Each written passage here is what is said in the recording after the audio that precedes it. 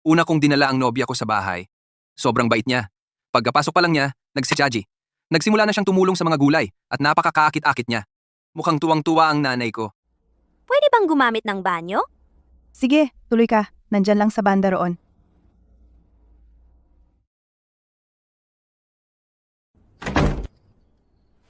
Anak, may kakaiba sa babaeng ito. Kumusta, Ginang Smith? Pasok, pasok. Malamig sa labas, diba? Maya, nandito ka na. Marami nang sinabi sa akin si Evan tungkol sa'yo. At talagang ikaw ay isang magandang babae. Tito, hayaan niyo akong tumulong. Nako, hindi na kailangan. Bisita ka. Hindi kita pwedeng pagtrabahuin sa unang punta mo rito. Walang problema. Ginagawa ko ito sa bahay palagi. Kakaiba ang pakiramdam ko kung hindi ako tutulong.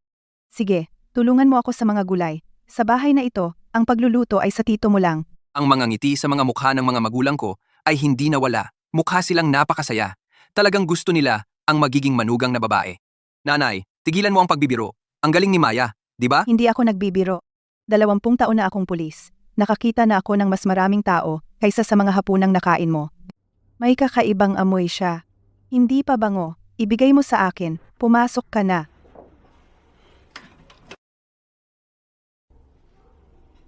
Ito ang uri ng amoy na makukuha mo lamang mula sa pamumuhay sa isang sarado at mahigpit na kapaligiran sa loob ng maraming taon. Isang amoy ng isang taong maingat at mapagmatyag. Nanay, hindi ka ba sobrang sensitibo? Babae lang siya, magalang at tahimik. Hindi ako sensitibo. Kutob ito. Karanasan iyan. Noong nagsasalita siya kanina, may 3 detalye na hindi tugma. Ito ang 3 detalye. Linda, seryoso ka ba? Tumahimik ka? Una, ang tindig niya. Mula sa pagpasok niya hanggang ngayon, nakaupo siya sa sopa, na tuwid ang likod. Tingnan mo ang unan ng sopa. Hindi pa siya sumandal kahit isang beses. Yun ay nagpapakitang magalang siya. Magalang siya sa mga nakatatanda. Hindi. Hindi iyon pagiging magalang. Pagiging mapagbantay iyon. Sa lohika, ang bahay ang pinakamagandang lugar para magpahinga. Ang unang pagkikita sa mga magulang, normal lang ang kaba. Ngunit ang katawan ay likas na naghahanap ng suporta at nakakapagpahinga. Pero siya, Ay parang isang lubid na mahigpit na nakaigting. Ang kanyang katawan ay palaging nasa estado ng kahandaan na masuri, ang ganitong tindig. Kilalang kilala ko ito. sa silid ng interogasyon, bawat taong sumusubok na magtago ng isang bagay ay nakaupo ng eksaktong ganyan.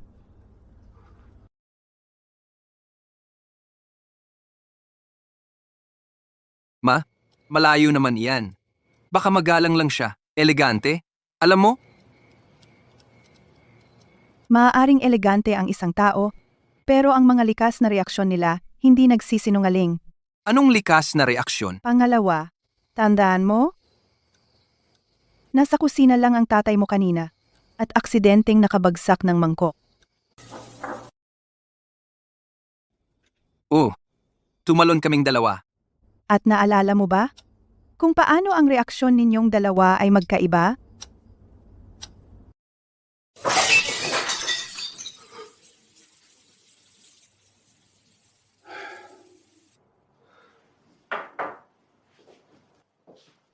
Napasigaw ako sa gulat at lumapit.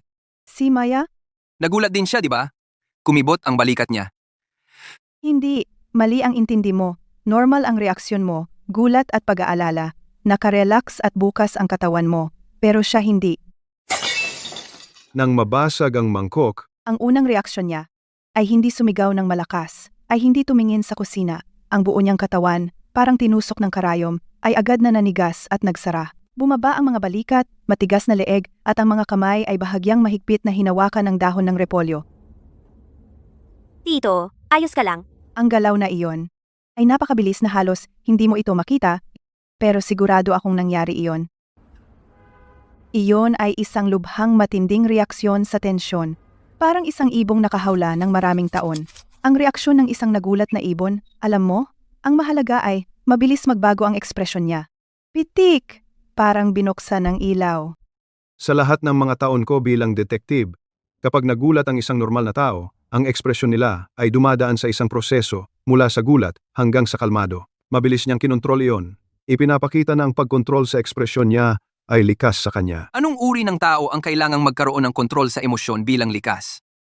Anak, Sa isang kapaligiran kung saan ang isang maling salita o isang maling ekspresyon ay maaaring magdulot ng gulo o kahit isang malubhang pambubugbog, iyan ang paraan kung paano ka nagkakaroon ng ganyang kasanayan.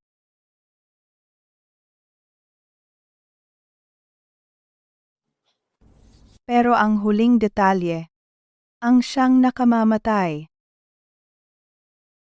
Halos mapapatunayan niya na ang nakaraan ng babaeng ito ay may malaking itim na butas. Nagtanong ako tungkol sa kanyang pagkabata. Maya, napakagaling mo. Mula pagkabata, straight A ka na ba? Sa paaralan, siguradong marami kang matalik na kaibigan. Mrs. Smith, masyado ninyo akong pinupuri. Sineseryoso ko lang ang mga bagay-bagay. Sa paaralan, nakakasundo ko naman ang lahat. Anong problema doon? Doon mismo nanggagaling ang problema. Nakakasundo ko ang lahat. Ito ay isang napakalabong at napakapangkaraniwang sagot. Ang isang normal na tao ay maaalala ang mga tiyak na tao at pangyayari. Ngunit ang sagot niya ay malabo lang na, lahat. Tanungin kita, kapag tinanong ka tungkol sa mga kaibigan noong bata ka, ano ang sasabihin mo? Ako. Sasabihin ko ang tungkol sa pagpapasabog ng isda kasama sina Andy at ang mga tropa. Ang astig noon. Talagang kakaiba yan. Kaya nagtanong ako ng kasunod. Ganon ba? Kung gayon, dapat maraming nakakatuwang kwento, di ba? Tulad ng kasama ng mga matalik mong kaibigan. Saan kayo nagkikita-kita? Mga babae, alam mo naman, namimili lang at nanonood ng sine. Isa na namang sagot na parang galing sa libro. Wala siyang binanggit na kahit isang tiyak na lugar o kahit isang pamagat ng pelikula ng lugar. Ang buong pagkabata niya ay isang blangkong pahina. Nakahina-hinalang malinis. Kapag ang isang tao ay sadyang iniiwasan lahat ng tiyak na detalye at gumagamit lang ng malabong mga salita para ilarawan ang kanyang nakaraan, may dalawang posibilidad lang. Una, ang mga karanasang sinabi niya ay pawang gawa-gawa lang, kaya natatakot siyang magbigay ng detalye, natatakot na magkamali. Pangalawa, ang nakaraan niya ay puno ng sakit. Kaya gumagamit siya ng ligtas at pangkaraniwang usapan para lubusang itago ito. Ito, paano nangyari ito? Nakapiling ko siya ng mahigit 1 taon. Sa alinmang paraan, lahat ito ay tumuturo sa iisang konklusyon. Ang pagkakakilanlan niya ay peke. Ang isang taong kailangang gumamit ng peking pagkakakilanlan, sa tingin mo ba'y magiging simple lang siya? Depensibong postura, mga reaksyong nagugulat, isang pagkabata na walang kaibigan. Kapag nagsama-sama ang mga ito, iyan ay isang malaking misteryo. Ako, sa tingin ko'y may hindi pagkakaunawaan. Mabait talaga si Maya. Tatanungin ko siya mamaya. Ang bobo mo. Mamumukhaan niya iyon. Wala kang makukuha sa kanya. Kailangan mong subukan siya.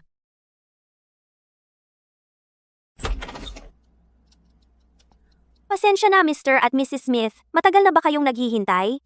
Walang problema. Eto, kumuha kayo ng prutas. Ang tiyuhin ninyo ay nagtagal sa pagpili ng mga prutas na ito. Oo, kumain na kayo. Kumuha kayo ng vitamins. Maya, masyado kang payat. Kakaiba. Ngayon lahat ay naging napakagaling na artista. At ako ang nag-iisa, takot na manonood. Wait. Nga pala. Maya, ikaw at ang ating Evan ay mga alumni, di ba? Magkaiba lang ang taon. Tama ba, Evan? Kailangan mo siyang subukan. Paglabas niya, humanap ka ng pagkakataon na basta-basta banggitin ng isang tao. Sino? Tama, maliit na mundo, di ba?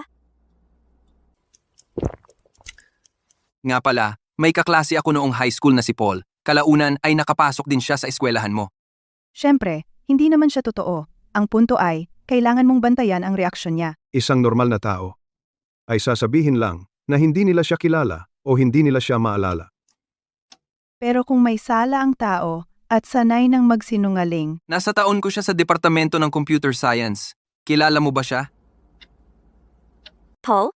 Ang pangalang ito parang pamilyar. Maraming mga lalaki sa Departamento ng Computer Science. Ano ang itsura niya?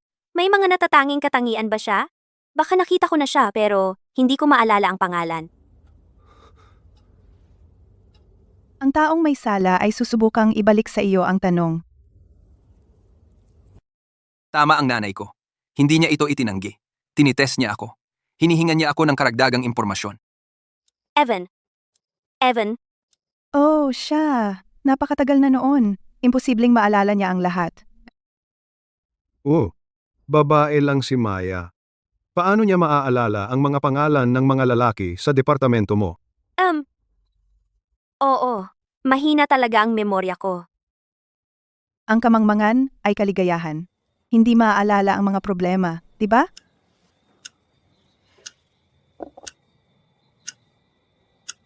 Anak, nakita mo, hindi ako nagsinungaling sa'yo. Pinalaki mong mabuti si Evan. Hindi nakakapagtaka. Pinalaki ng mga pulis at mga tanod ng bilangguan. Iba ang bata.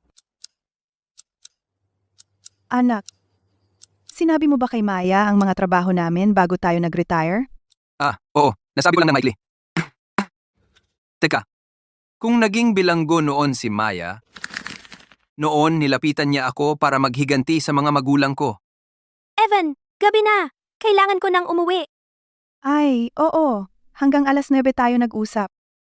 Evan, bakit hindi mo ihatid si Maya? Huwag mong hayaang ang isang babae maglakad ng mag-isa sa gabi. Sige, tara na. Ginoo at Ginang Smith, aalis na ako. Salamat sa inyong mabuting pagtanggap ngayon. Walang anuman. Mag-ingat sa daan. Mag-ingat sa pagmamaneho.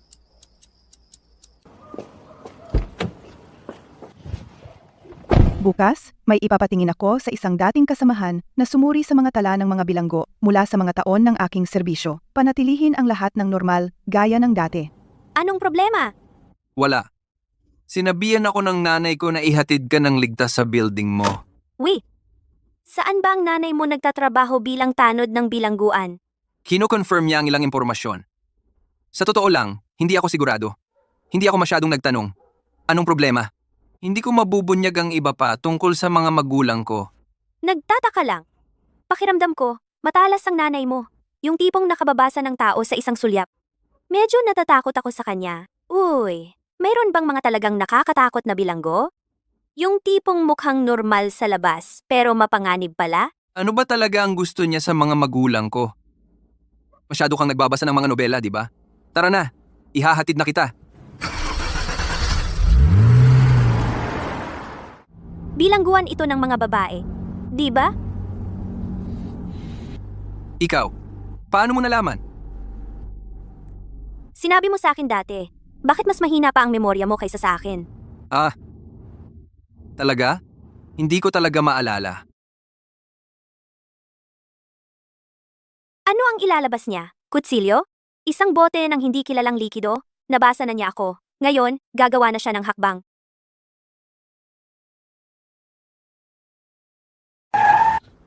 Anong ginagawa mo? Nandito na tayo. Bahay mo?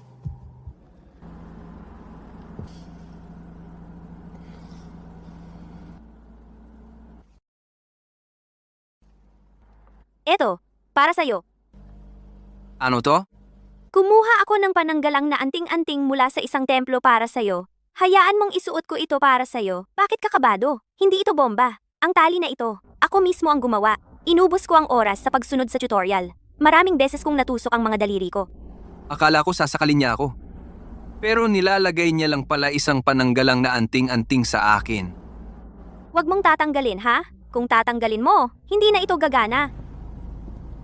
Salamat. Evan, kung balang araw, malaman mong nagsinungaling ako sa'yo, kamumuhian mo ba ako? Sinusubukan niya ako. May alam ba siya? Depende sa kung ano yon. Biro lang. Bakit ako magsisinungaling sa'yo? Aalis na ako. Magandang gabi. Magandang gabi.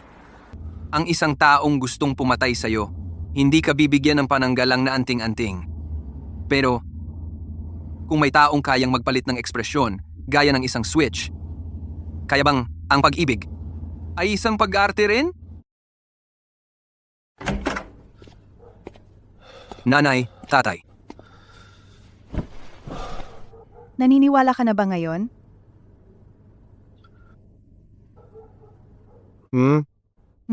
Ang reaksyon niya kanina ay mas sanay kaysa sa inaakala ko.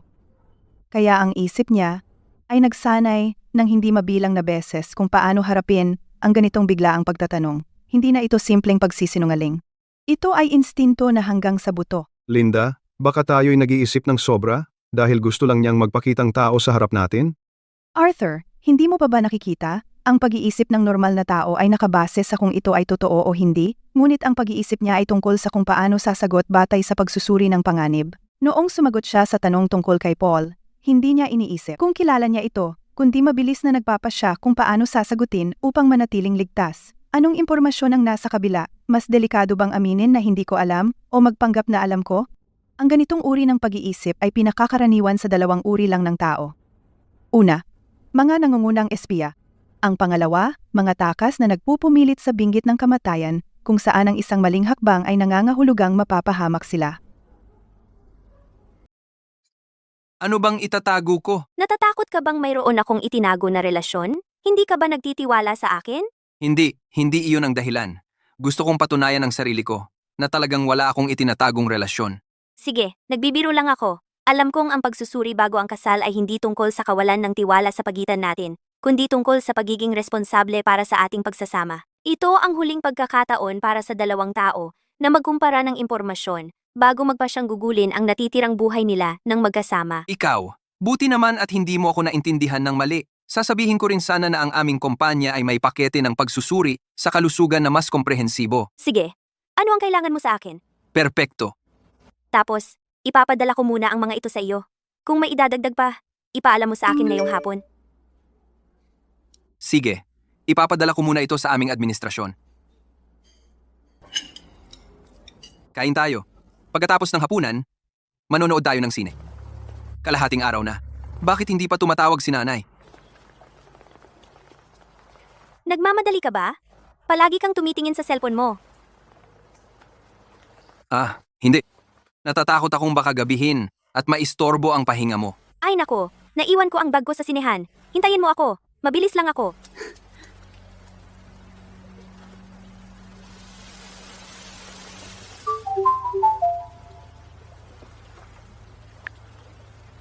Kasama mo ba si Maya? Wala siya rito ngayon.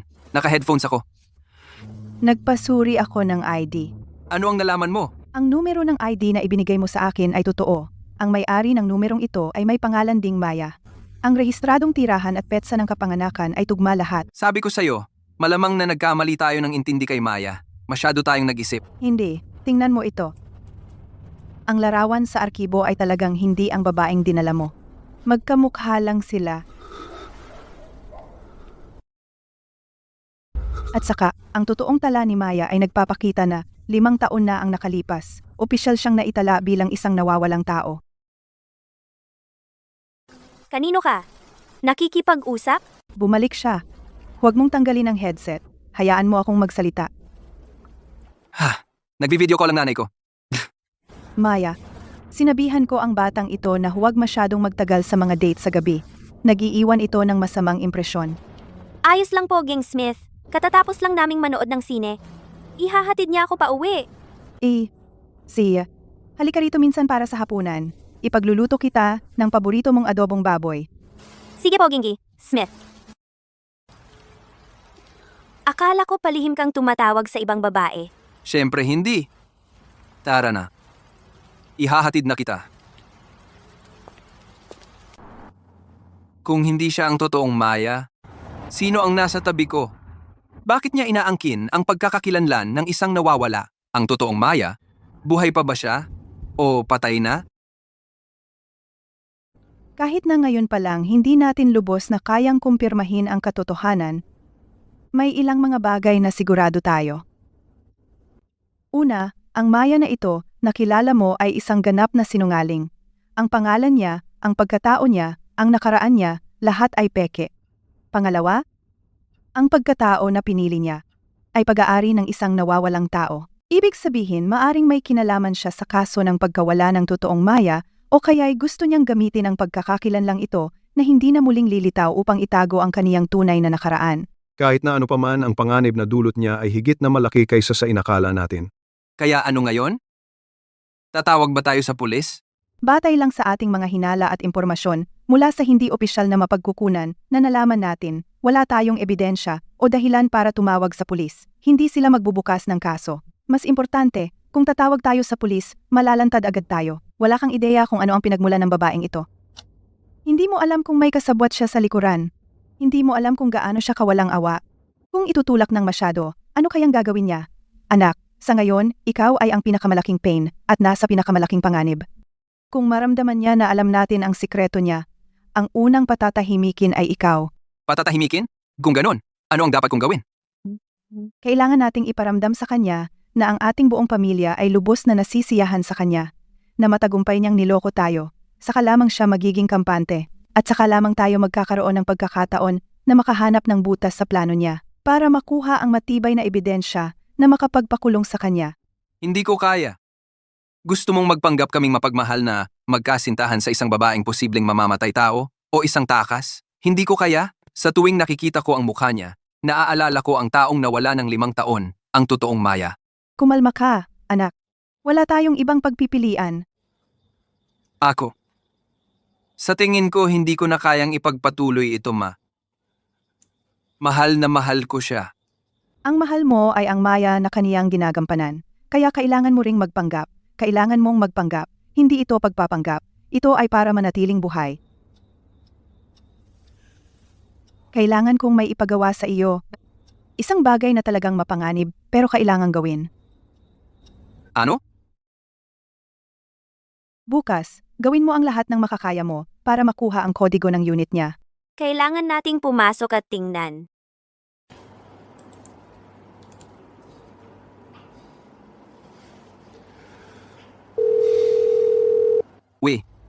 Ito ba ang opisina ng administrasyon?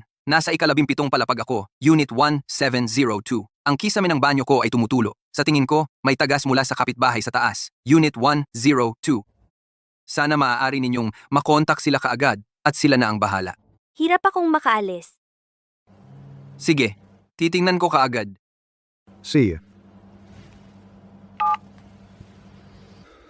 Ang tahanan ng isang tao, nagtatago ng mga pinakamalalim na sikreto. Kahit gaano pa niya ito itago, tiyak na. Mag-iiwan siya ng mga bakas sa sariling bahay niya. May tagas? Sigurado ka? Pagkatapos ng trabaho, titingnan ko. Pasensya na, ma'am, ang residente sa ibaba, gusto kaming magpadala ng tao agad. Kaya mo bang umuwi? Kung hindi, maaari mo bang magbigay ng pansamantalang passcode? Kailangan natin, bago pa siya mamalayan, hanapin ang ebidensyang maglalantad ng kanyang tunay na pagkatao. Nay, masyadong delikado ito. Paano kung mahuli tayo? Kaya naman kailangan nating maghanap ng isang siguradong pagkakataon. Habang nasa trabaho siya o kapag lalabas siya, hindi ito tatagal ng higit sa kalahating oras. Sasama ako sa iyo. Si. 4. 9. 1. 4. Sige, salamat. Paalam.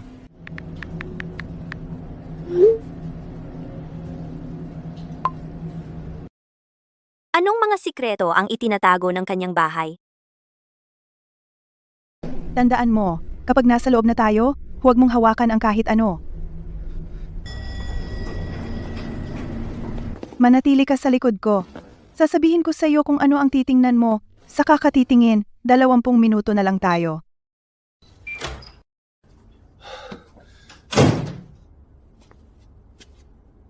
Masyadong malinis. Masyadong malinis para maging isang tahanan. Mas parang isang modelong bahay na ipinagbibili. Simulan natin sa sala. Tingnan mo dito. BE. Ang mga tupi ng kurtina. Ano sa mga iyon? Tingnan mo ang mga tupi sa ibaba. Ang agwat sa pagitan ng bawat tupi ay perpektong pantay. Tuwid na parang sinukat gamit ang ruler. Isipin mo ang mga kurtina natin sa bahay. Dahil binubuksan at isinasara natin sila, hindi sila regular, kaya hindi pantay ang mga tupi. Ang isang karaniwang tao hindi gagawa nito. Ito ay isang halos paranoid na pangangailangan para sa kontrol. Gusto niya lahat ng bagay sa buhay niya kontrolado niya. Walang sorpresa at walang gulo. Ibigay mo sa akin ang cellphone mo. Buksan mo ang flashlight. Masyadong malinis.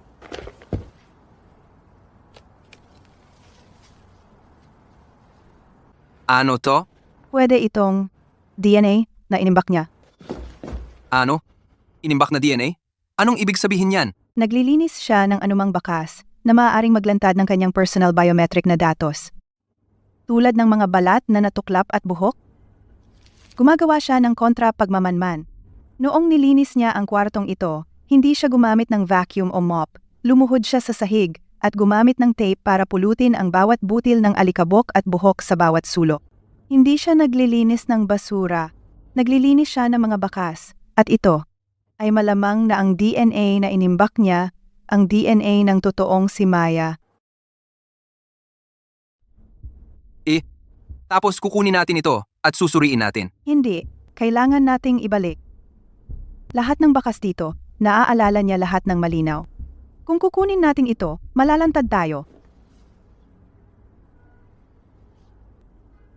Sa kwarto.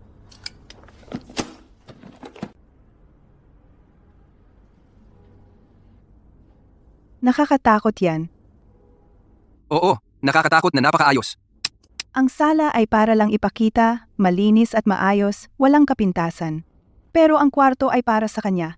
Ipinapakita nito na ang kanyang pagiging maayos ay hindi pagpapanggap, kundi bahagi na ng kanyang pagkatao. Ma, kung marunong siyang umiwas sa mga nagmamatyag, kung gayon, anong ebidensya ang talagang mahahanap natin dito? Ang isang taong talagang may gustong itago ay hindi ito itatago kung saan ito makikita sa isang sulyap. Itatago niya ito sa pinakapribadong lugar. Nahanap ko na. Kaya anong ebidensya ang mahahanap natin dito? Ang taong talagang may gustong itago ay hindi ilalagay kung saan makikita agad ng sinuman. Itatago niya ito sa kanyang pinakapersonal na taguan. Nahanap Sa loob nito, ito kaya ang ebidensya ng krimen niya? isang ordinaryong combination lock lang. Mas madali iyan, Teka, ano ito? jammer. Para isipin niya na gumagana pa ang lock. Anong nasa loob? Baril? Droga? O pera? Sino yan? Iyan ang pangalan ng tatay ko. Anak? Ako ito. Hindi ako ang habol niya. Ang tatay mo ang habol niya.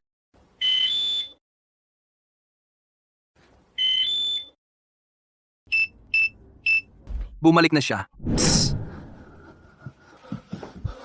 Hindi pa oras ng uwian o umuwi. Bakit maaga siyang umuwi? Maaari kayang may napansin siya? Ang kabinet.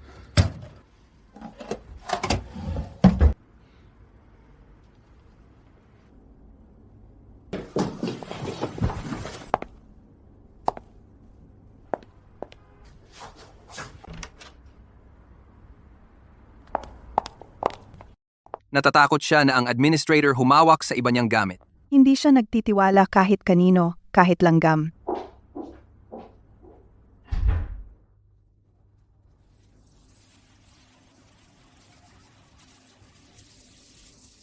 Naliligo siya. Lumabas tayo ng palihim.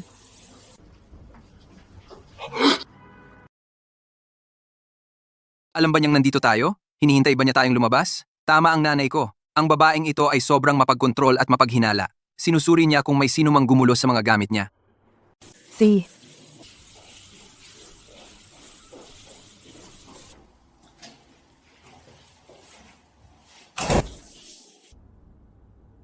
Lakad na.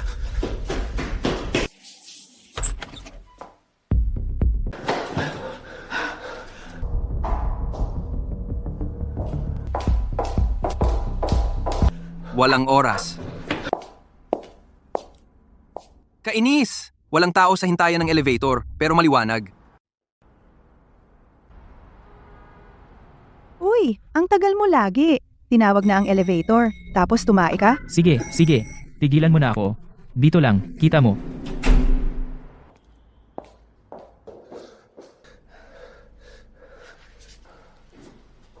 Tara na?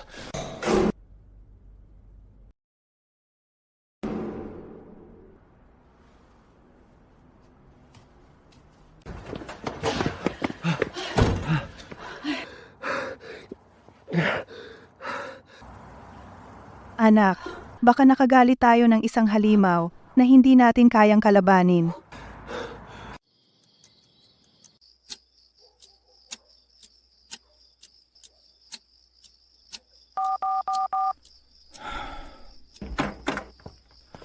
Kumusta na? Okay lang ba kayo? Tumawag ako, pero hindi kayo sumagot. Arthur, ibuhos mo sa amin ang 2 basong tubig. Nanay, yung listahan. Anong listahan? Ah? Anong nakita nyo? Kumuha ako ng litrato. Anong ibig sabihin nito? Bakit nandito ang pangalan ko? At itong mga taong may ekis? Wala na sila. Sa kaliwa ay mga kaaway niya. Sa kanan ay mga target niya. Lahat ito ay siya. Wala akong problema sa kanya, ni hindi ko kilala ang sino man sa listahang iyon. Bakit ako ang target niya? Kumalma ka. Ang problema ay baka hindi ikaw. Kumuha ako ng mga litrato ng notebook niya, pero ilang pahina lang ang nakuha ko. Ang babaeng ito ay hindi halimaw. Demonyo siya. 15 taon na ang nakalipas. Arthur, may naisip ka ba? 15 taon na ang nakalipas? Nagtatrabaho ka pa? Sa larangan, Red, bahay ampunan ng Redmond. Ang bahay ampunan? Naaalala ko yung kaso. Nagdulot ng malaking kaguluhan noon. Pero mabilis itong tinakpan. 15 taon na ang nakalipas sa Bahay ampunan ng Redmond sa labas ng bayan, sumiklab ang apoy sa kalagitnaan ng gabi. Sa 20 katao sa bahay ampunan, walang nakaligtas. 17 bata, 2 guro. at ang direktor ng bahay ampunan. Tapos, ano ang konklusyon ng investigasyon? Ang opisyal na konklusyon ay ang maling paggamit ng kandila sa brownout, ang sanhi ng sunog. Aksidente lang. Sabi dito na sinunog nila lahat. Malinaw na nangangahulugan ito na sinadya ang sunog. Noong panahong iyon, talagang maraming duda. Pero nawala ang lahat ng mga bakas, mga saksi at pisikal na ebidensya na sunog na naging abo. Sa huli, para mapatatag ang sitwasyon sa lalong madaling panahon, basta na lang idiniklarang aksidente. Tapos, Itay, may naaalala ka bang mga pangalan ng mga biktima? May isa bang nagngangalang Maya? Hindi ko masyadong maalala, pero naaalala ko ang direktor na iyon. Pumunta siya sa gobyerno, ilang beses, para gumawa ng kaguluhan. Kinailangan naming magpadala ng mga pulis. Lewis ang apelido niya, o ano? Tina Lewis. Tama, si Tina Lewis nga. Ano bang nangyari kay Tina? Kilala mo siya? Ang unang pahina ng tala-arawan niya, hindi ko kinunan ng litrato. Sabi roon, mabubuhay akong maayos para sa'yo, Tina. Kaya si Maya ay tumutulong kay Tina na maghiganti. Pero, ang nakaraan ni Tina, naaalala ko pa ito. Siya mismo ay ulila, walang pamilya. Kaya nga siya nagtrabaho sa isang ampunan. Posible kayang naisa siyang bata mula sa ampunan? Imposible. Sa 20 katao na nasa ampunan noon, walang nakaligtas. Sabihin mo, Ang babaeng kasama ko araw at gabi na may napakagandang ngiti. Ang akala ko'y makakasama habang buhay.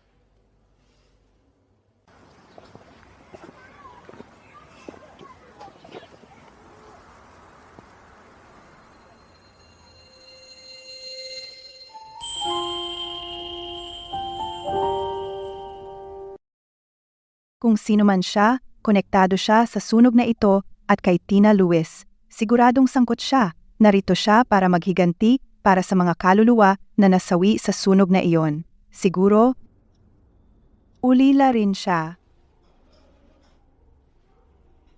Ito ang uri ng pag-iingat na nagmumula sa pamumuhay sa sarado at mapang-aping kapaligiran sa loob ng maraming taon. Ang kanyang pagkagulat ay dahil ang sunog na iyon ay nag-iwan ng pangmatagalang trauma. Ang kanyang imbentong pagkabata ay dahil ang totoo niyang pagkabata ay puno lamang ng sakit at kamatayan, at ang listahang iyon ay ang kanyang listahan ng paghihiganti. Ang mga taong nakalista ay lahat konektado sa sunog na iyon at sa naging hatol ng aksidente. Lahat sila ay sangkot. Bakit? Bakit ako nasa listahan? Dahil ako ang naging pinuno ng pangkat na namamahala sa follow-up na resettlement work para sa kasong iyon. Ako mismo ang pumirma sa huling ulat. Naiintindihan mo na ba? Anak, lumapit si Maya sa'yo, hindi dahil mahal ka niya. Dahil ikaw ang itinatangi ng iyong tatay. Gaya ng nakasulat sa kuwaderno. sa kasagsagan ng kanilang kaligayahan, itutulak ko sila sa bangin. Gusto kanyang sirain. Para makaganti sa iyong tatay. Pake! Peke lang lahat iyon. Kaya, sa piling ko, bawat yakap, bawat halik, Bawat almusal sa natitira mong buhay na ipinangako niyang ihahanda, bawat matamis na bulong, lahat iyon ay bahagi ng kanyang maingat na inayos na pag-arte. Siya ay isang napakahusay na artista. At ako, sa kanyang script, ako ang pinakakaawa-awa, sakripisyong piyon. Hahanapin ko siya. Anak, kumalma ka. Kalmado ako. Tatanungin ko siya ngayon din.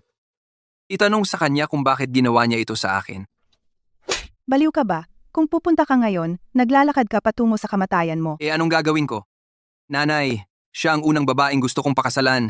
At ngayon sinasabi mo sa akin na peke lahat iyon. Umaarte lang siya. Kaya anong gagawin ko? Ano ang magagawa ko? Paano ko ito tatanggapin? Anak? Alam kong mahirap para tanggapin mo ito.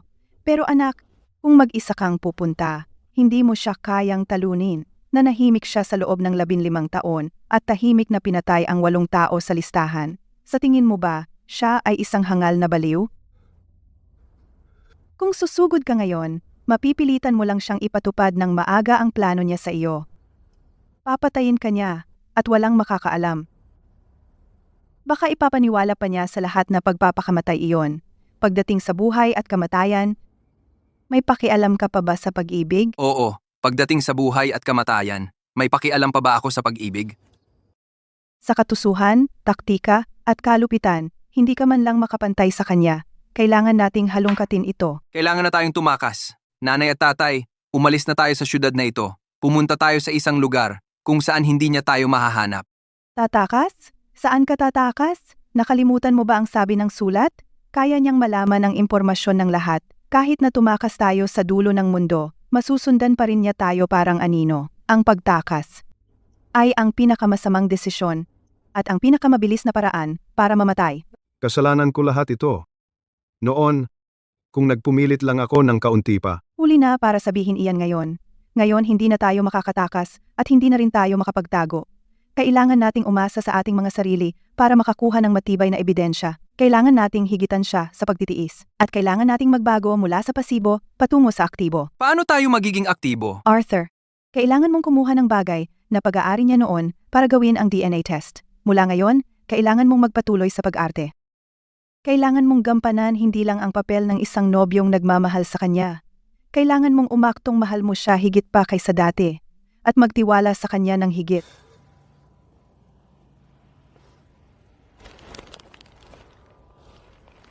Bakit mo naisipang bigyan ako ng bulaklak? Ang pagbibigay ng regalo sa minamahal mo ay hindi nangangailangan ng dahilan. Kailangan mong ipaniwala sa kanya na ikaw ay, Lubos na nahulog sa kanya. ang kontrol niya sa'yo ay matibay. Napanaginipan kita kagabi. Anong napanaginipan mo sa akin? Nakasuot ka ng puting bestida. Na naglalakad papunta sa akin. Maya, gusto kitang pakasalan sa lalong madaling panahon. Libre ka ba sa linggo? Gusto kong, Kung gayon, humanap ka ng paraan para madala mo siya sa Redmond. hindi? Iyon ang mag-trigger sa kanya. Iyon nga ang punto. Doon lang magkakaroon tayo ng tsansa para mahanap ang ebidensya mula sa kanya na lubos na makakapagpahamak sa kanya. Ang katotohanan tungkol sa sunog noon ay nakatago sa kanya. Gusto kitang yayain sa camping. Salamat, Evan. Natutuwa akong kasama kita. Maaaring, Palabasin ang ahas sa butas nito? o kaya, mapapahamak tayo. Itaas ang mga sulok ng 6 degree. Panatilihing nakatutok ang mga mata ko, pero may kaunting labo. Kailangan kong maging isang perpektong aktor. Gampanan ang papel ng isang taong nagmamahal sa kanya. Mukhang totoo. Naintindihan mo ba? Ipaalam mo sa akin ang mga resulta. Sa sandaling makuha mo ang mga ito. Naalala mo ba ang lahat ng sinabi ko sa iyo? Sige, dalhin siya sa Redmond. Gabayan mo siyang sabihin ang totoo. Kailangan ko munang pumunta sa bahay niya para ihanda ang pagkain sa camping. Anak. Mag-ingat ka. Nanay. Sa totoo lang, mas gugustuhin ko na isa lang siyang ordinaryong babae.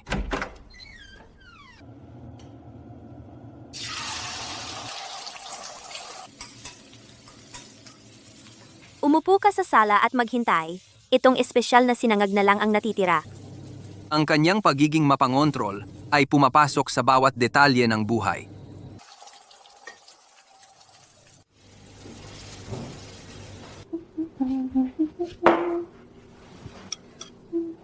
Mukha kang napakasaya. Dahil lalabas tayo, syempre masaya ako. Subukan mo. Mahal mo ang espesyal kong sinangag. Nakita ko ito. Nakita ko ang mukha niya sa isang iglap na naging mukha ng iba. Tapos bumalik siya sa dati. Napakabilis, parang isang ilusyon. Maya. Ikaw ba talaga si Maya? Anong ibig mong sabihin? Seryoso akong naghihinala isa kang chef mula sa isang magarbong hotel na nakabalat kayo. Ang pagkaing niluluto mo ay talagang masarap. Haha, haha. Swerte ka. Ang magkaroon ng chef na nobya. Kung gusto mo ang sinangag ko, lulutuin ko ito para sa'yo araw-araw. Tara na, handa na ang lahat. Binanggit niya ang hinaharap. Ang taong walang balak na magkaroon noon ay hindi magbabanggit ng hinaharap o baka sa kanyang script, ang hinaharap ay nangangahulugang bago ako mamatay. Mga sangkap, mga mesa at silya, gatong, kalan at mga kagamitan. Handa na ang lahat.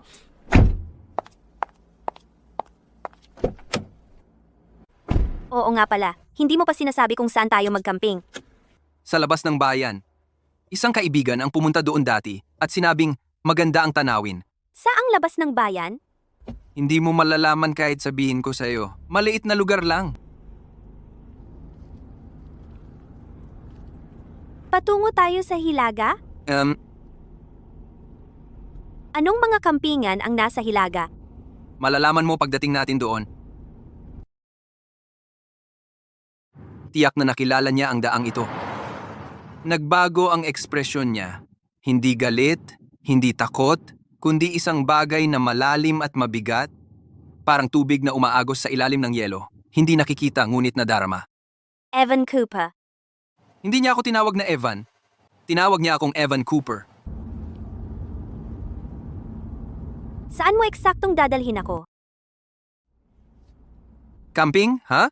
Sa Hilaga, lampas sa mga bayan, may lugar, sabi ng kaibigan ko, na puno ang buong bundok ng mga dahon ng mapol na kasing pula ng apoy at gusto kitang dalhin para tingnan ito. Pero nakalimutan ko ang pangalan nito. Redmond? Ah, tama. Yan ang pangalan. Kailangan nating makita yan. Ang kulay na kasing pula ng apoy ay parang kahanga-hanga.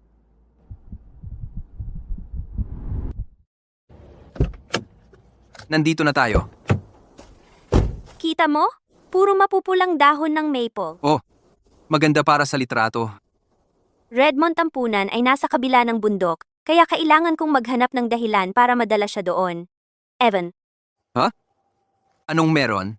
kung hindi ka pa gutom, samahan mo muna akong maglakad-lakad. Siya. Mukhang matingkad ang mga pulang dahon dito, pero parang patay sa kaibuturan. Paano nangyari iyon? Lahat naman sila lumalaki ng maayos. Ngayon ang perpektong oras para dalhin siya roon. Pero dahil nandito na tayo, umakyat tayo sa tuktok. Narinig ko, may mga guho doon. Para makakuha ka ng mga astig na litrato ng mga guho, ano sa tingin mo? Gusto mo ba talagang makita ang mga guho? Baka may alikabok at mga sapot ng gagamba? O baka mayroon pang isang bagay na hindi dapat banggitin mula sa nakaraan? May mga bagay, kahit na nakabaon sa alikabok, dapat hukayin para makita ang liwanag ng araw, di ba? Tama ka. Dapat nga, makita ang liwanag ng araw.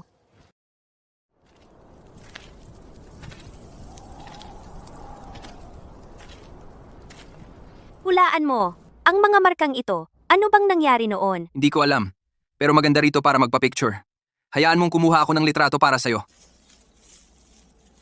Sa totoo lang, ayoko ng mga guho. Evan Cooper, Evan Cooper na naman. sa ilalim ng mga guho? Puro sama ng loob? Nararamdaman mo ba? Hindi ko ito nararamdaman. Lalaki lang ako. Baka kayong mga babae ay masensitibo. Narinig ko sa mga matatanda na. Dito, maraming bata noon. Masaya silang lahat noon. Mga ulila silang lahat, walang mga magulang. Pero mayroon silang iisang ina. Sige, tigilan na ang kakulitan. Maghugas ka ng kamay at kain na tayo. Si Tina. Sa wakas, sasabihin na niya ang totoo, hindi ba? Kaya, tapos ano? Tapos,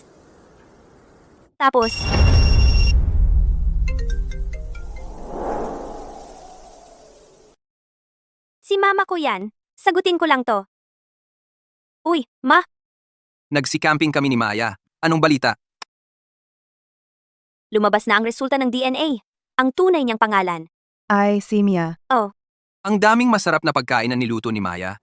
May quality time kami ngayon. Kaya, huwag ka nang makialam. At yung apoy noon ay may mga nakaligtas pala. Ang pangalang Maya ay nasa listahan ng mga biktima. Mula 15 taon na ang nakalipas sa sunog sa Redmond Orphanage. Sige, sa susunod, isasama ka namin kasama namin. Ikaw at si Papa, magkasama. Anak, pakalmahin mo siya. Huwag mong hayaang saktan kanya. Sinabihan ko na ang tatay mo at darating na kami agad. Sige, sige. Babalikan kita at hihingi ng tawad sa'yo. Kailangan ko nang umalis. May date ako. Nagseselos ba si Mrs. Smith? Sinira mo ang relasyon ko at ng nanay mo, di ba? Hindi nga, nagbibiro lang siya. Siya nga pala. Anong sinabi mo? Tapos?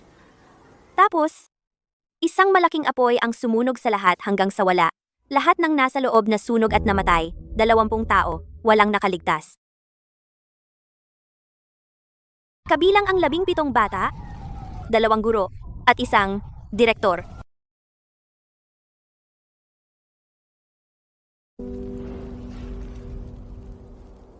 Ang direktor, habang sinisikap na iligtas ang mga bata, ay dinaganan hanggang mamatay sa ilalim ng isang biga. Kahit na nabasa ko na ang kasaysayang ito sa kuwaderno, ang marinig ito mula sa taong naroroon, ibang-iba talaga, ibang klase ang epekto.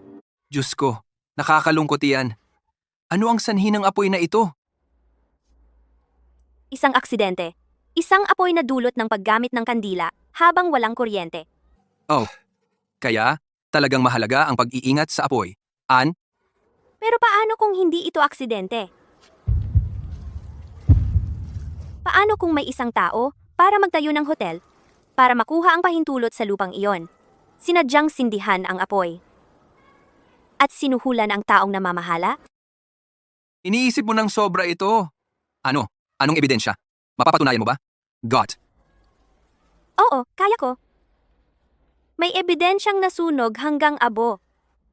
May ebidensyang nilagdaan sa isang maruming panghuling ulat. Evan, ang tatay mo dati ang namamahala sa lugar na ito, di ba? Siguradong nasaksihan niya ang maraming aksidente. Ako. Hindi ako masyadong sigurado sa trabaho ng tatay ko dati. Nakita mo ang listahang iyon, di ba? Ikaw at ang nanay mo ay pumunta sa apartment ko, di ba? Ikaw. Oo, alam ko na mula pa sa simula. Akala mo ba ang isang taong nagtatago ng 15 taon ay walang nakatagong kamera sa bahay?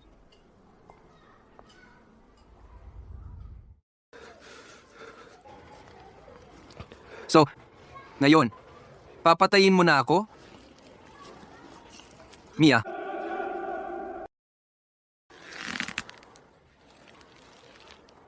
Mia,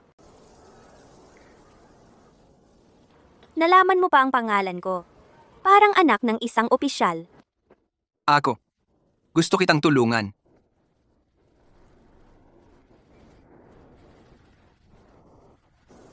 Hindi mo ako matutulungan. E di sabihin mo, ano ba talaga ang nangyari? Sasabihin ko sa'yo? Kung sasabihin ko sa'yo, mabubuhay ba ang 5-6 na batang iyon? Kaya mo bang buhayin si Director Lewis mula sa kamatayan? Hindi ba sinabi sa'yo ng tatay mo? Noong pinirmahan niya ang ulat na iyon, sinabi ba niya sa'yo? Hindi. Dahil hindi siya nangahas na sabihin sa'yo. 15 taon. Itinago niya iyon ng 15 taon.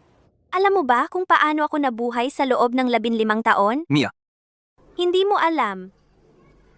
Wala kang alam. Dapat nga galit ka sa akin. Nilapitan kita mula pa sa simula para lang. hindi kita galit. Paano mo nasabi iyan? Paano kang nangahas? Dahil hindi ka gumawa ng anumang mali. Wala akong ginawang mali. Nagsinungaling ako sa'yo.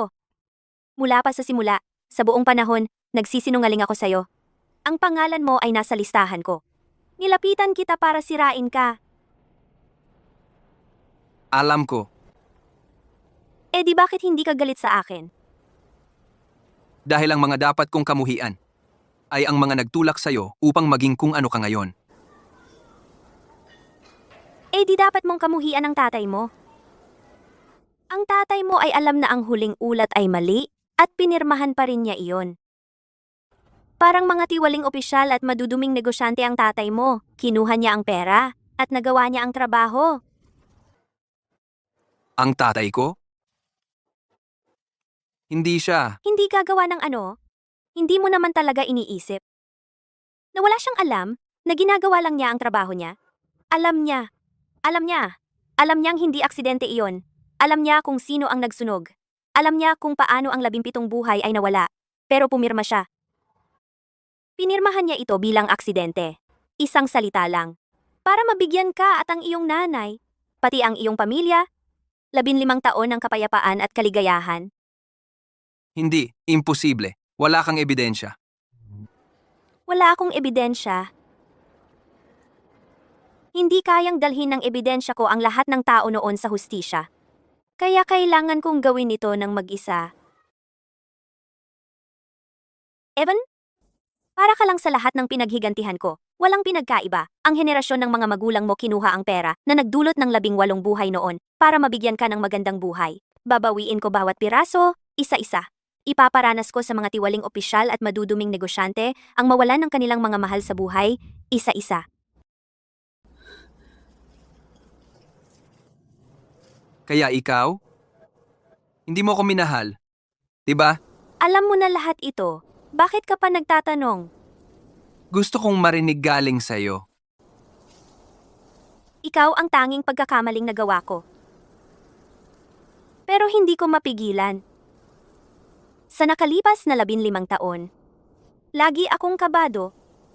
Araw-araw, inihahanda ko ang sarili ko para lumaban. Pero kaninang umaga, noong inihahanda ko para sa'yo ang espesyal na sinangag, ito ang unang beses sa loob ng 15 taon na sa wakas nakaramdam ako ng kapanatagan. Mukha kang napakasaya.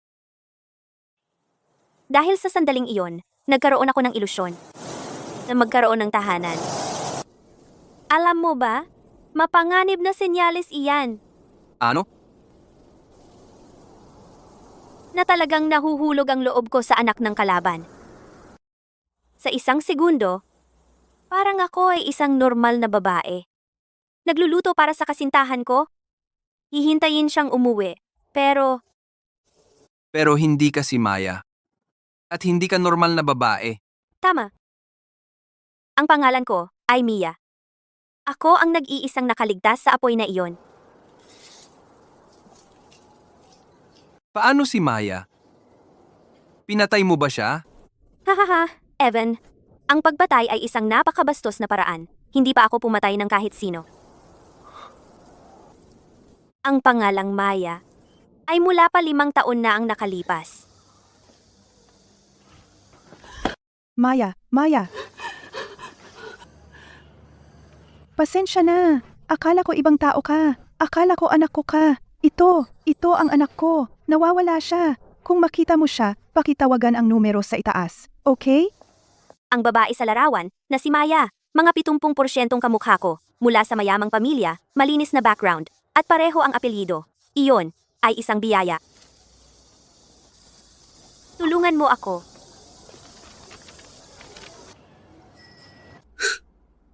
Sabihin mo sa akin, sa ganoong pagkakataon, bakit ko ba hindi gagamitin? Buti na lang at wala kang napatay. Evan.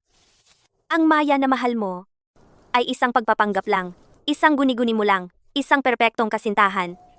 At ako, ang siyang 15 taon na ang nakalipas, nakaligtas sa apoy na iyon, isang gumagala-galang multo. Evan, alam mo ba kung paano ako nakaligtas sa lahat ng mga taong ito? Nagpapakabaliw sa tahanan ng mga matatanda, at sa mga pamilyang nagpalaki sa akin, tinitiis ang lahat ng uri ng kahihiyan, nagtatago sa mga madidilim na sulok, paulit-ulit na inaalala ang mga batang iyon sumisigaw sa apoy. Sinabi ko sa sarili ko, hindi ako pwedeng mamatay. Kailangan kong kaladkarin ang mga pumatay sa kanila papasok sa impyerno, isa-isa.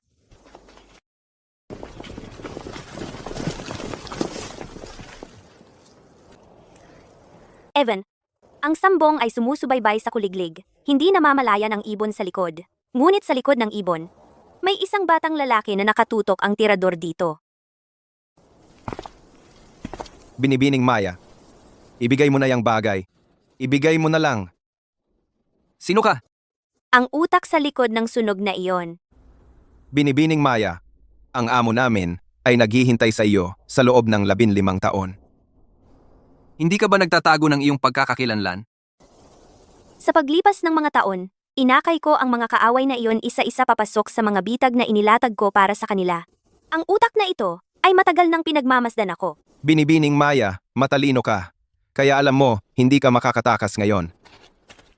Ginoong Evan, wala itong kinalaman sa iyo. Kailangan ko lang siyang isuko. Ang bagay na iyon, B. Ang bagay na iyon? Ano ba talaga iyon? Ito ay ebidensya ng krimen. Noon, ang direktor ng ampunan, si Tina Lewis, ay nalaman na ang lupa ng ampunan. Ay malapit ng ibenta, Kaya pumunta siya sa bayan para makipag-usap sa mga opisyal. labagyan sa mga patakaran. Paano ang mga bata? Oy.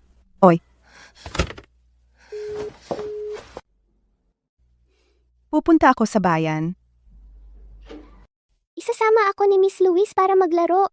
Narinig ko na pupunta ka sa bayan. Isama mo ako, pakiusap. Sasakay tayo ng bus papunta sa bayan. 3 oras ang biyahe. Gusto kong pumunta. Tapos, ipangako mo kay Miss Lewis na walang iyakan at walang reklamo. Opo, ma'am.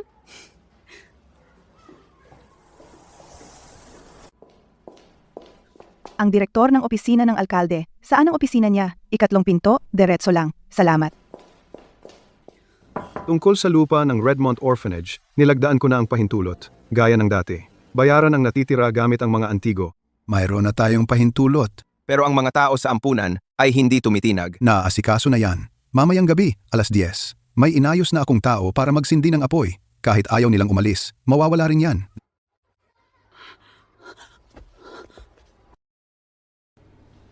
Hindi mo tuluyang isinara ang pinto.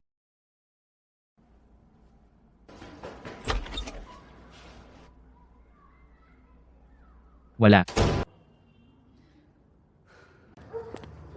Magaspang magmaneho ang guro na ito. Masusuka ako. Mia, kailangan na nating magmadali. Babalik tayo sa Redmond sakay ng bus. Ubus na ang oras.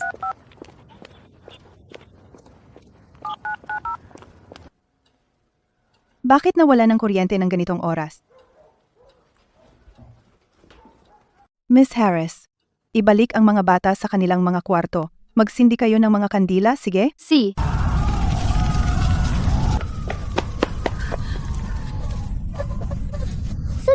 Sunog.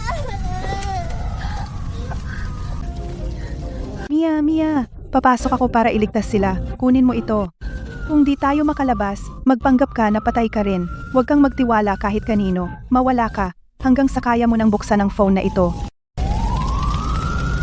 Miss Louise, hindi. Ang mga taong ito ay ipinadala ng taong nakita ko sa siwang ng pinto noon. Hinahanap nila ang ebidensyang naitala ni Miss Lewis. Mr. Evan, sasabihin ko ng isa pang beses. Wala itong kinalaman sa iyo. Ang galing ng tatay mo noon. Sana ikaw, bilang kanyang anak, ay magmana ng mga katangian ng tatay mo. Anong sabi mo? Ang tatay ko. Talaga siyang... Ngayon, naniniwala ka na ba sa akin? Tatay mo, buwisit. Hindi ako aalis. Ginoong Evan. Lumapit siya sa iyo para makaganti sa tatay mo. Bakit ipagsapalaran mo ang buhay mo para protektahan ang babaeng gustong pumatay sa iyo? Huwag kang magpakatanga, Evan. Wala kang dahilan para protektahan ako. Alam kong ikaw may lihim kang dahilan para lumapit sa akin. Alam kong gusto mong maghiganti sa pamilya ko. Pero alam ko rin kung ano ang pinagdaanan mo. Ang nakikita ko ngayon ay hindi si Mayang naghahanap ng paghihiganti, kundi si Mia, ang babaeng paulit-ulit na dinudurog ng tadhana. Kung hindi ka aalis, kung hindi ka, baka mapunta ka sa akin, mailibing sa mga guho na nakakita ng hindi mabilang na kasalanan. Pero kung aalis ako, ikaw ay wala ng pagkakataong mabuhay ngayon. Tama na. Wala akong oras para sa drama mo. Ibigay mo na. Huwag mo akong piliting kumilos. Ikaw muna. Sasabihin ko sa'yo kung saan ang teleponong nakatago. Kunin mo ang ebidensya at ilabas mo ito para sa akin. Sabay tayong aalis? o sabay tayong mamamatay. Evan, salamat.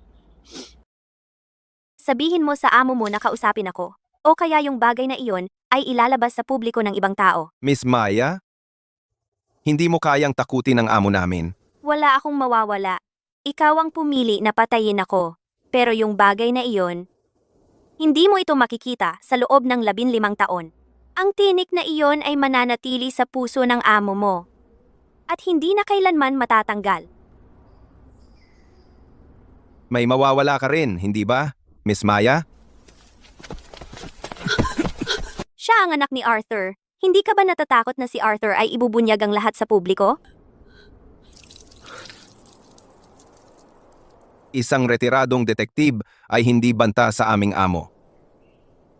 Gusto mo bang itago ang sikreto o panoorin ang taong mahal mo na masunog hanggang mamatay muli? Kalokohan!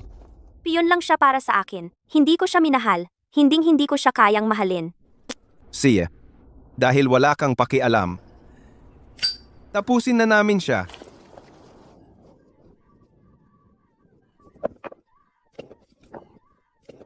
Teka. Ibibigay ko na.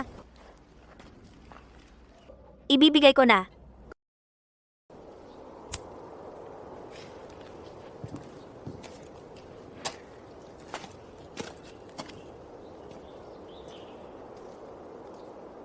Maya,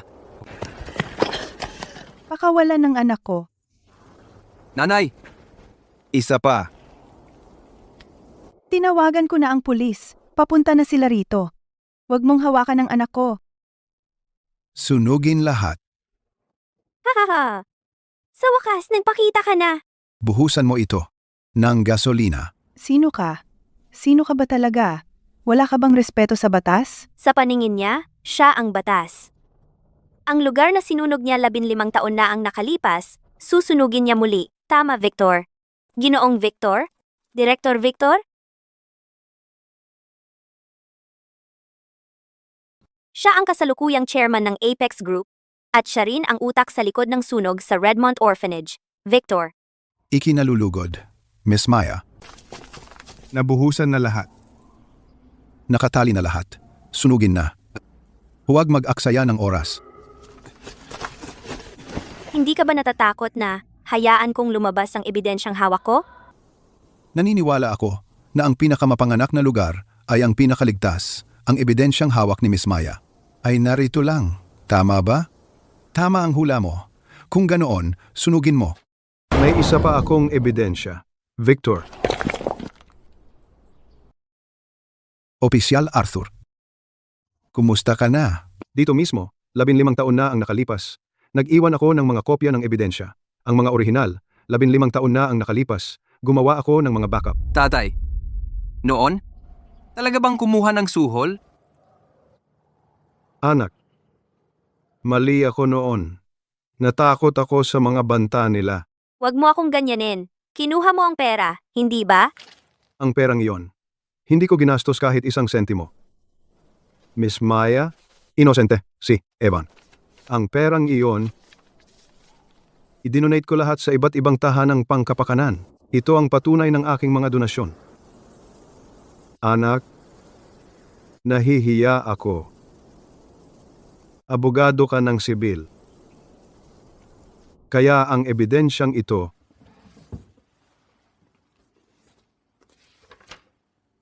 itinatago ko ito sa iyong libro ng batas kriminal. Umaasa akong mahahanap mo ito, ngunit natakot akong baka mahanap mo. Sa loob ng 15 taon, wala akong maayos na tulog sa gabi. Lagi kong inaasahan na ilantad mo ako, ngunit natakot akong baka ilantad mo ako. Sa tingin mo, ang pagsunog sa lugar na ito ay magpapawala ng lahat? Sa tingin mo, ang ebidensya ni Miss Maya ay ang tanging kopya? Ang nasa akin ay mas detalyado kaysa sa inaakala mo.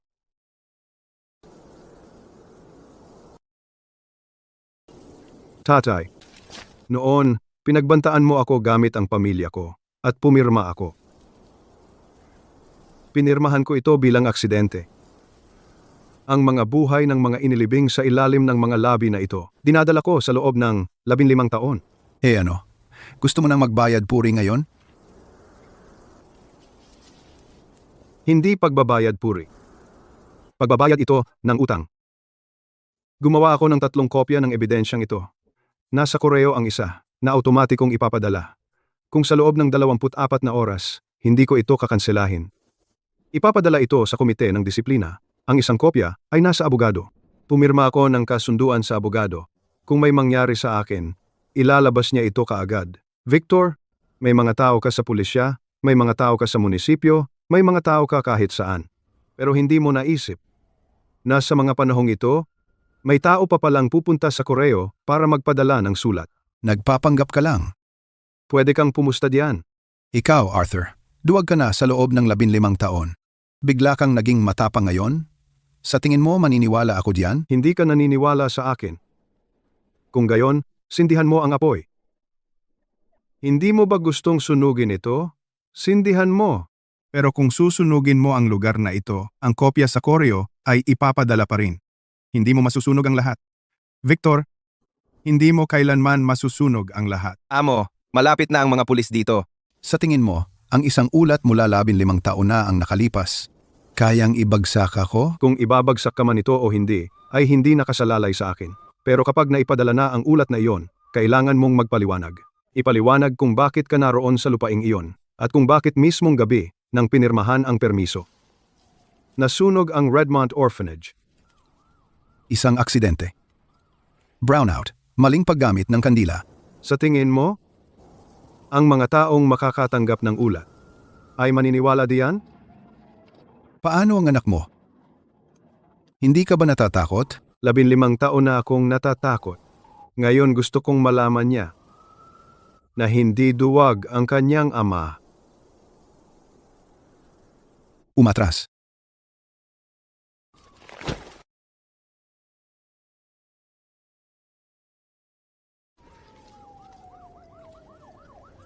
Tay, ako, binigo ko kayong lahat. Noon, duwag ako. Chief Arthur, nakapagdesisyon ka na ba? Director Richard, ang ebidensya sa pinangyarihan ay hindi sumusuporta sa teoryang aksidente. Hindi ko ito maaprubahan. Ang anak mong lalaki ay nasa 2 baitang, Seksyon 2 sa Oak Ridge Elementary. Ang kanyang tagapayo ng klase ay si Binibining Liu. Lalabas sila ng paaralan ng 4 ng hapon araw-araw. Naglalakad siya pauwi sa Elm Street. Ang asawa mong si Linda, tuwing Miyerkules ng hapon, namimili sa Elm Street Market. Pagkatapos mamili, isinusundo niya ang anak mo. Chief Arthur, hindi kita binabanta. Tinutulungan kitang pag-isipan ito. Kung pumirma ka, ang mga litratong ito ay mga litrato lang.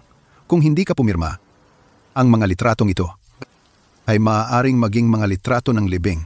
Isang aksidente, alam mo, ang mga aksidente ay nangyayari araw-araw. Mga aksidente sa sasakyan, mga nahuhulog na bagay, mga tagas ng gas.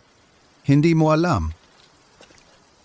Victor, hindi ka ba takot sa karma? Karma? Chief Arthur, ang karma ay para sa mga buhay na makakita nito. Hindi ito nakikita ng mga patay.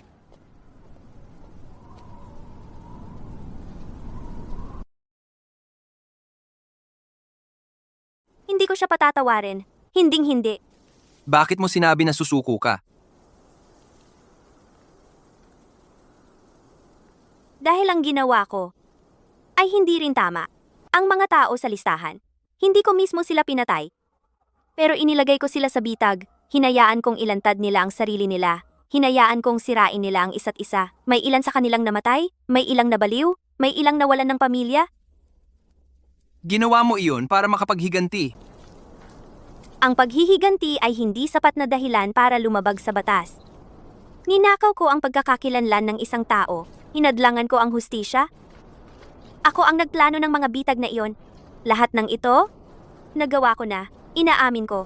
Pero hindi mo piniling saktan ng pisikal ang sinuman. Gusto kong magdusa sila habang nabubuhay.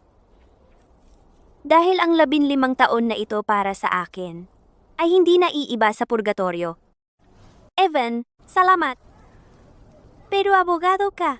Alam mo ang batas. Hindi mo ako dapat takpan ng ganito.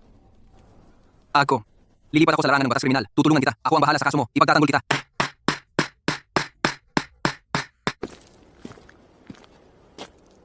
Maya, di ba? Sinabi mong susuko ka. Pero, Mia ang pangalan ko. Evan, kung hindi ako si Maya at ako lang si Mia, isang ordinaryong babae, kung wala ang apoy na iyon, kung wala ang poot na iyon, kung wala ang listahan, mamahalin mo ba ako? Yung putaheng pinakamahusay mong niluluto, ang espesyal na sinangag, gagawin ba iyon ni Maya o ni Mia? Mia, ang pinakamahalagang bagay sa sinanggag ay ang init.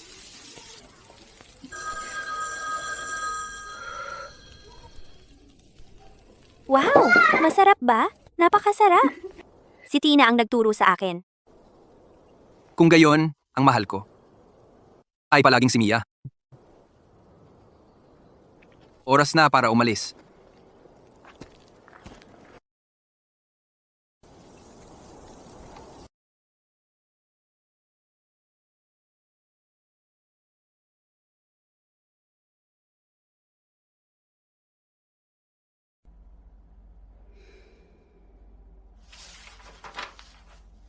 Pangalan.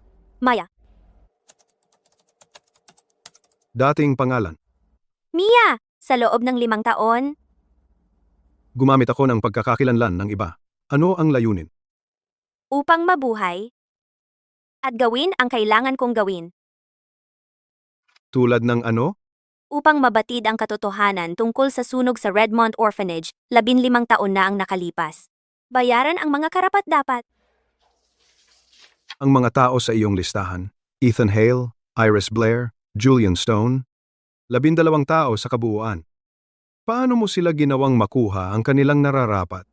Nalaman ko ang kahinaan ng bawat isa.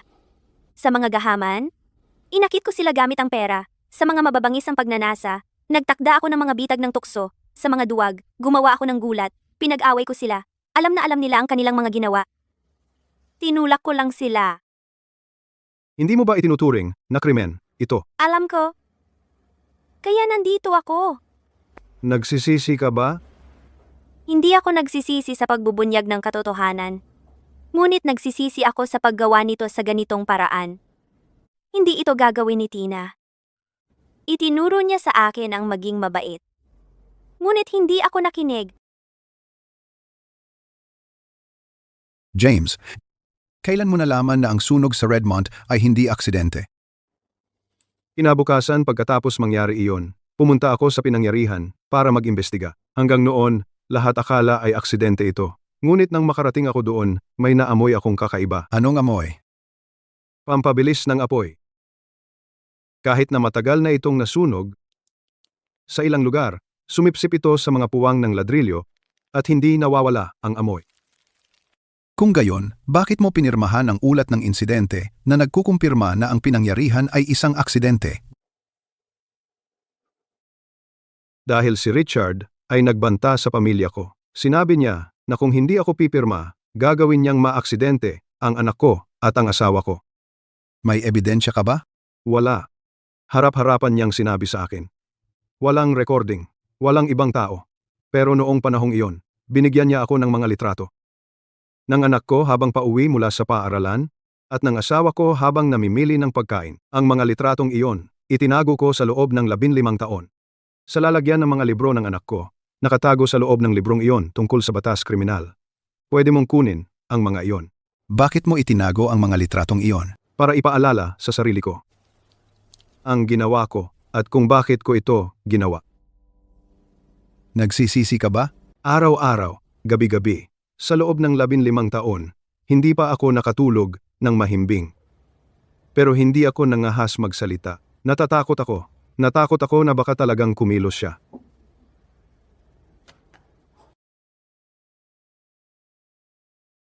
Kinumpirma ng tanggapan ng Koreo na ang naka-schedule na ebidensya ni Arthur ay natanggap na at kumpleto ang laman, kasama ang mga tala sa pinangyarihan ng krimen, mga larawan at isang sulat kamay na detalyadong paliwanag mula sa taong iyon. Dagdag pa ang voice recorder na kay Maya, yung nirecord ni Tina noon na naglalaman ng usapan ni na Victor at ang kanyang kasabwat.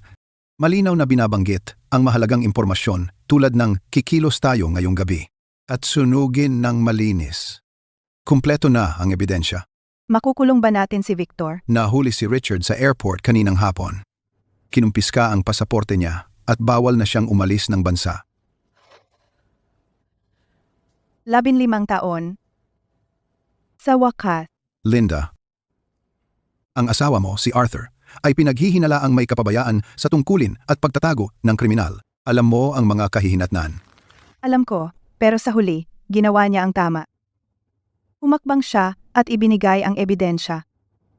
Kung hindi dahil sa kanya, nasa eroplano pa rin si Richard ngayon. Nagkamali siya sa buong buhay niya, pero sa huli, sa pagkakataong ito, hindi siya umurong.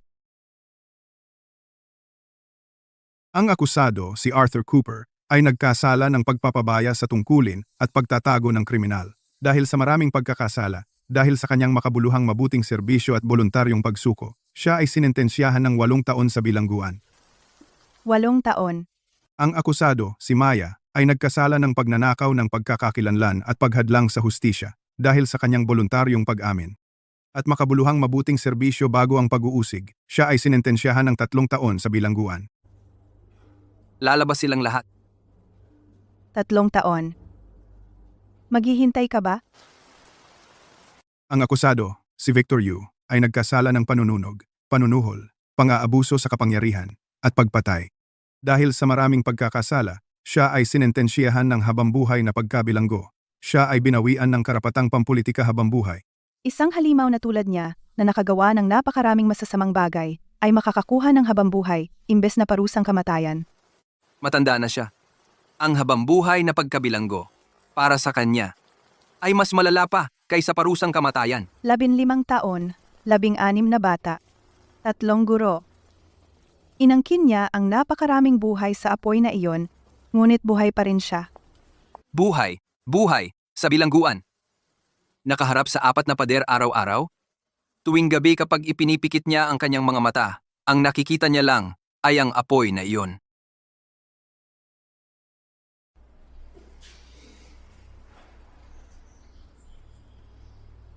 Wintersweet. Inutusan ako ng nanay ko na dalhin ang mga ito. May tindahan siyang bulaklak. Ang Wintersweet mula sa tindahan niya ay kakabukas pa lang.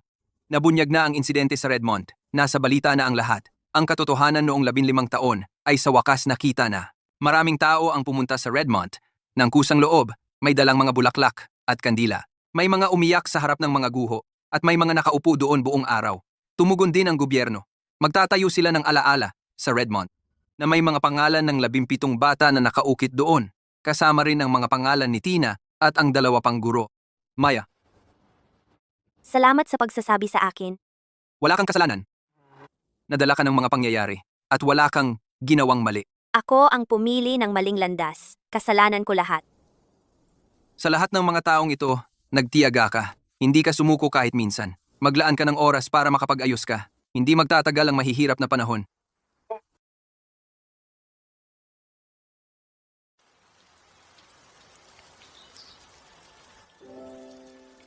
Evan?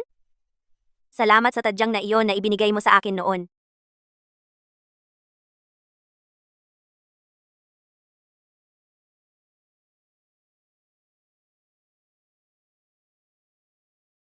Huwag mong tanggalin, ha? Kapag tinanggal mo, hindi ito gagana. Alam mo, talagang mapanganib na senyales yan. Isang tanda ng tunay na pag-ibig sa anak ng kaaway. Hindi niya sinabi na hihintayin niya ako. At hindi ko sinabi na tiyak na hihintayin ko. Pero alam naming dalawa. Ang ilang mga sagot ay hindi kailangang sabihin.